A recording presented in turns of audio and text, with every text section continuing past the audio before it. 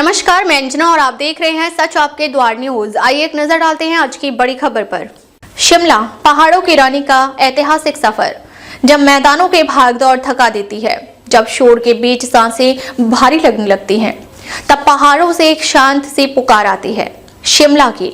यह सिर्फ एक हिल स्टेशन नहीं है, यह सुकून, ठंडक और इतिहास का संगम है। एक ऐसा शहर जो बादलों की गोद में बसता है और अपनी गलियों में सदियों की कहानी समेटे हुए है। आज हम निकलते हैं एक ऐसे सफर पर जिसे कहा जाता है शिमला पहाड़ों की रानी का सफर। शिमला का पुराना नाम था श्यामलाय।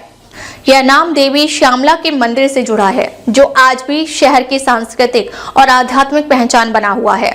कहा जाता है कि यही मंदिर शिमला की आत्मा है। 18वीं शताब्दी के अंत तक, लगभग 1790 के आसपास, यह इलाका छोटे छोटे गांव, घने देवदार के जंगलों और शांत पहाड़ियों से घिरा हुआ था। यहाँ ना कोई भीड़ थी, ना सत्ता का शोर, सिर्फ प्रकृति का सुकून था। लेकिन 1815 के बाद तस्वीर बदलने लगी। अंग्रेजों ने इस क्षेत्र को खोजा और यहाँ की ठंडी जलवायु में उन्हें मैदानों की गर्मी से राहत मिली। 1822 में कैप्टन चार्ल्स कैनेडी शिमला पहुंचे। इसके बाद अंग्रेज अधिकारी धीरे धीरे यहाँ बसने लगे।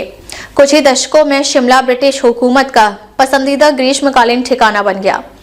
1864 में एक बड़ा फैसला लिया गया। शिमला को ब्रिटिश भारत की ग्रीष्मकालीन राजधानी घोषित किया गया। यहीं से पहाड़ों की रानी सत्ता और दरबारों की रानी बन गई। इन पहाड़ियों के बीच बैठकर देश की नीतियां तय होती थीं। यहीं से भारत का भविष्य लिखा जाता था। वाइस रॉय लॉज, जो आज भारतीय उच्च अध्ययन संस्थान के नाम से जाना जाता है, उसी दौर की सबसे भव्य निशानी है।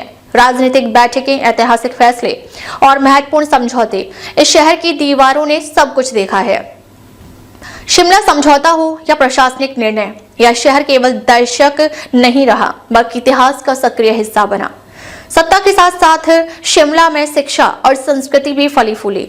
स्कूल, कॉलेज और सभ्य सामाजिक जीवन इस शहर की पहचान बने।